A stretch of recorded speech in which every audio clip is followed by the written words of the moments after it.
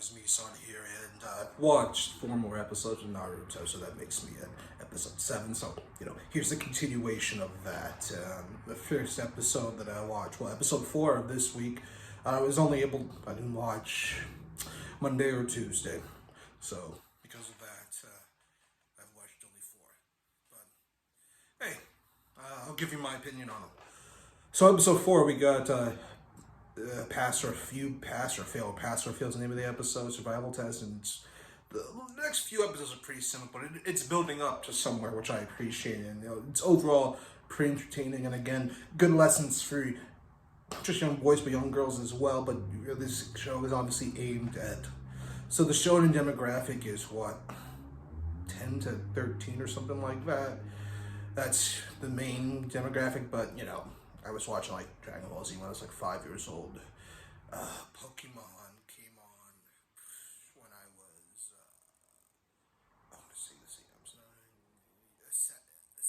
I think I was 6 years old when I first started watching Pokemon.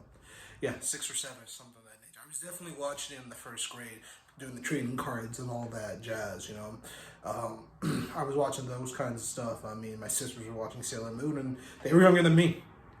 So, yeah, that's how animation works. Like, you look at stuff like, I remember watching the first episode of Futurama. I think it was 1999, and when it was, because the first episode ties into the turn of the century, and turn of the new millennium, and it'd be an interesting show. I've watched the whole entire thing, but I don't know if I could rewatch it. It's, again, I didn't really go into.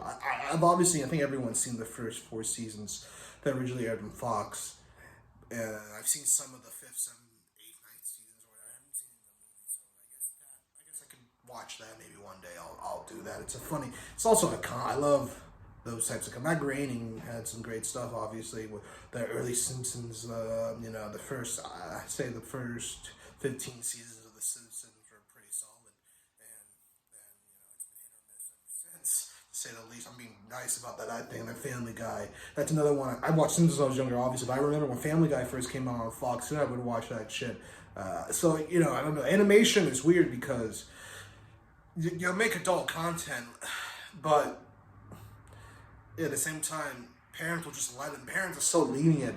Outside of like South Park, I think that's the only thing parents can see that. No, let's not let our kids watch this. That truly, I didn't really watch it when I was a kid. I did a little bit. I watched it more like in high school.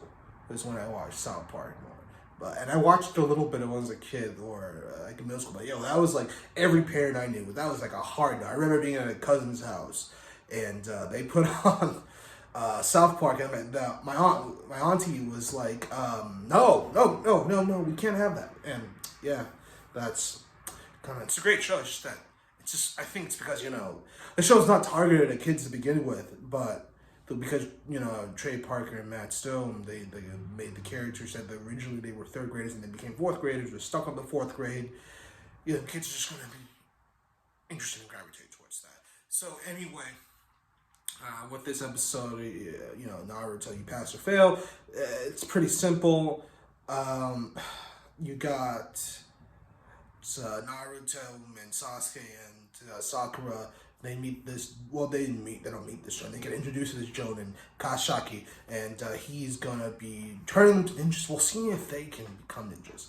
And they give him this very, very Japanese test where. But the whole thing kind of reminded me of those presidential fitness tests that they would give you when you're in middle school, and I think elementary school as well, maybe high school too. And it's a physical fitness test that you have to pass, which was ridiculous. But it kind of reminds me of that. And it is a pass or fail kind of deal. So you have them doing this thing where, they have to get the bells from him. And one of them is definitely going to fail. You can already probably guess who the one's going to be. And 2 of them at the most will pass. Well, yeah, and they have to do it. And this is interesting because, so you go into it, and these 3 characters automatically all do their own thing. Naruto, being Naruto, is such, he's a loner dude. He thinks he's the best. He's got spirit. You got to give him that. The dude's got some passion. He's got heart. Of all the 3 kids, he's got the most heart, I believe. He's got a good heart, I would say. And he tries to, oh man, he tries to. He just fails. Really, that's really what he does. I can't even say he tries because Kakashi can see everything he's doing from a mile away, and it just doesn't work. Sakura is obsessed with Sasuke, so you can kind of see where the results are going to go with her. And then Sasuke, he's calm, cool, collected. He tries, and at the end of this episode, he does make a nice attack, which leads to the next episode, which is, I think it's called Kashaki's.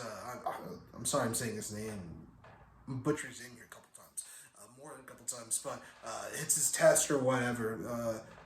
I forget the name of the episode. Episode 5. And Sasuke's not able to do it. He tries. He gets. Well, Naruto also. Well, Naruto did this crazy attack in the other episode, episode 4. And he does this thing where he becomes like 7 people. I forget the name of the attack. And it looks like he gets him.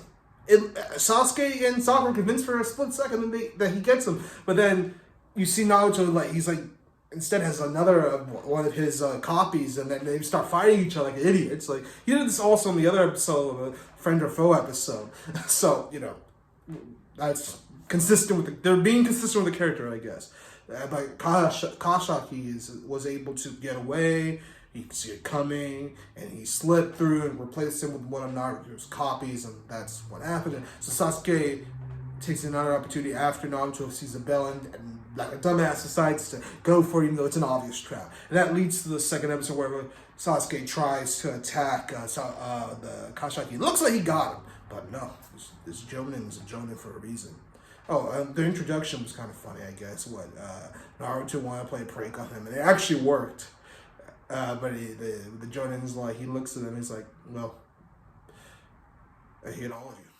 So that's kind of what happened. That's how this whole little arc, I guess it's an arc. That's how this arc has begun. And Sasuke tries and fails. Sakura is just Sakura, I guess. And Naruto is just Naruto as well, and he fails ultimately. He gets tied up. And Kashaki comes in at the end of this episode and tells him that, it's really good. It is. What I liked about this is that he goes in and tells him, look, the point of this was being a team is you have to have teamwork. There's no I in team, right? So they didn't work together. He wanted to see if they were going to work together, and didn't. He dressed them down because he was pointing like, Naruto, you went on your own. Sakura, you're obsessed with Sasuke. You didn't even know where the fuck you didn't care about Naruto at all. You didn't even know what Sasuke was really doing anyway. You just were obsessed with him. And Sasuke, you were just so overly focused. I mean, you didn't think about the other two at all. They were all just focused on what they wanted, and that was it. But they weren't working as a team. As a team, you have to have one goal in mind. So he says they all fail.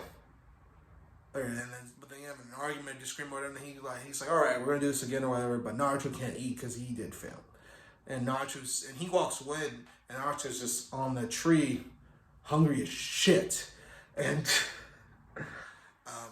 Sasuke gives him, he gives him some of his food, and Naruto's like shocked, and then Sakura at first like, well, we can't do it like that, but then Sasuke's like, well, if he doesn't eat, he's probably gonna hold me back, so might as well.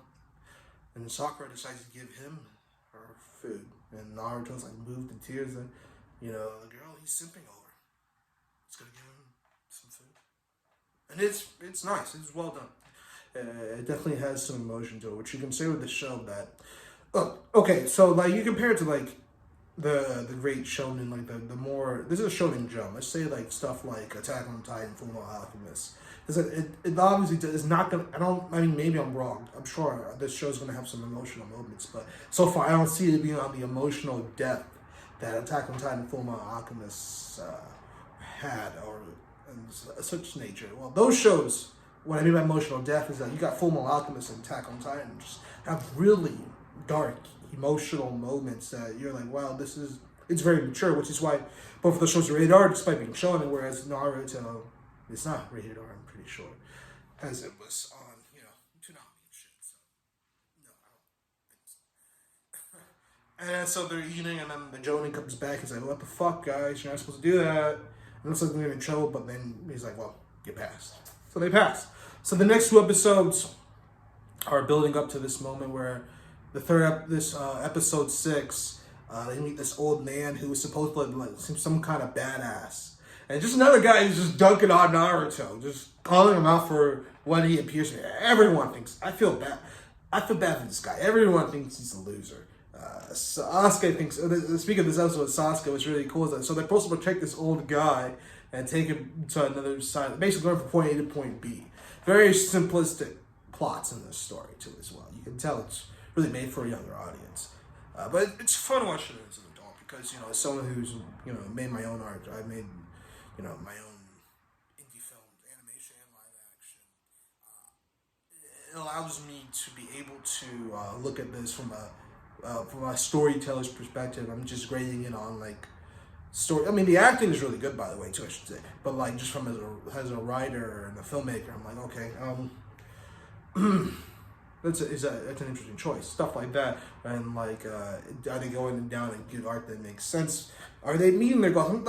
Okay, when you look at just within anime, even, or just film, television in general, I'm not gonna rate Naruto the same way I'd rate Monster, and I wouldn't rate Monster the same way I'd rate The Melancholy Heart of Suzumiya, nor would I rate that the same way I'd rate Kill the Kill. And I wouldn't even rate that the same way I would rate Re:Zero. They're all anime's not a genre; it's an art form.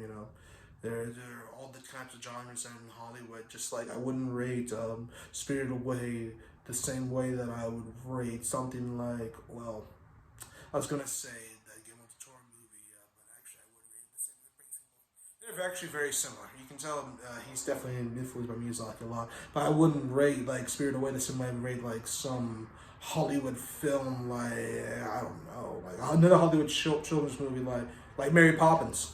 I guess, yeah. They're both made for children in a way, right? But they're not. They're very different. Shonen Naruto is just, I have to rate it against really. I can rate it. I think rating against Attack on Titan, Full Metal Alchemist, stuff like that. He mentioned it a lot. Mob Psycho 100 is fair to an extent, yeah. But really, you have to rate it against the Dragon Balls, the Bleaches, One Piece, which I've not seen. I've read maybe one or two chapters of the manga. You can maybe rate a little against Jones Evangelion, which is my favorite. Kenshin for sure you can rate it against that. Kenshin, I thought Kenshin was it's still one of my top 15 animes of all time. It's a great show, and that's really great Shonen Jump. And technically, Death Note was Shonen Jump, so can you rate it against? No. You can rate Naruto against that a little bit, it's just for the demographic and what are they achieving, but then at the same time, something that's good for kids should just be good in general, right? But that's beside the point. So you go into this they're protecting the old man and all that stuff, and then they do get attacked. Naruto's frozen, he can't do anything. But Sasuke, in his first battle, is able to take action. And Naruto notices this, and Sasuke gives a little biting remark, calling him a scaredy cat, which, hell, the Kashaki